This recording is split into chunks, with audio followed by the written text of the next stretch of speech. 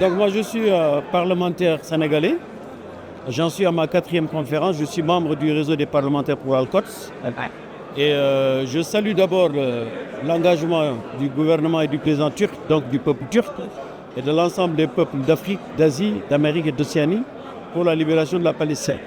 Et là, encore une fois, vous avez vu, il y a plus de 600 ou 700 parlementaires pour la cause palestinienne. Depuis le 7 octobre, il y a encore une nouvelle dynamique dans l'oppression du peuple palestinien. Eh bien, nous continuons à soutenir le peuple palestinien, à défendre le droit des Palestiniens à avoir un État libre, démocratique et indépendant. C'est pour ce titre-là que nous sommes là. Vous qui habitez en France, qu'est-ce que vous pensez de ce qui se passe en Occident, en Europe, en France, en ce qui concerne la cause de... On mesure le fossé qu'il y a entre l'Europe et les autres peuples du monde, si je puis dire, parce qu'il y a quand même une grande majorité du peuple français qui soutient la cause palestinienne. Il faut dissocier les choses. On a vu la position du gouvernement et du président Macron, qui sont carrément aux côtés d'Israël.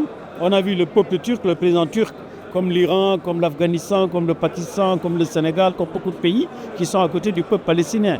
Et ce qui se passe en France est scandaleux, parce que quand même, rien que l'exemple avec Mélenchon, qui prend des positions courageuses et qui revendique à ce que la Palestine est un État avec des citoyens libres, démocratiques, mais vous avez vu l'acharnement contre Jean-Luc Mélenchon.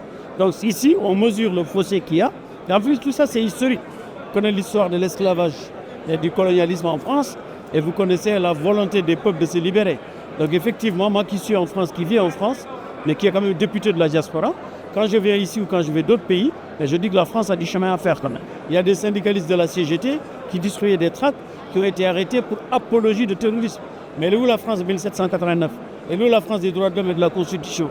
Elle est où la France de Jaurès, de Léon Blum, des révolutionnaires? Elle est où la France simplement de la Révolution française, qui ne s'est pas faite toute seule, c'est faite avec l'ensemble des peuples. Donc je pense que heureusement quand même, le peuple français tient et résiste et se bat pour le droit de tous les peuples.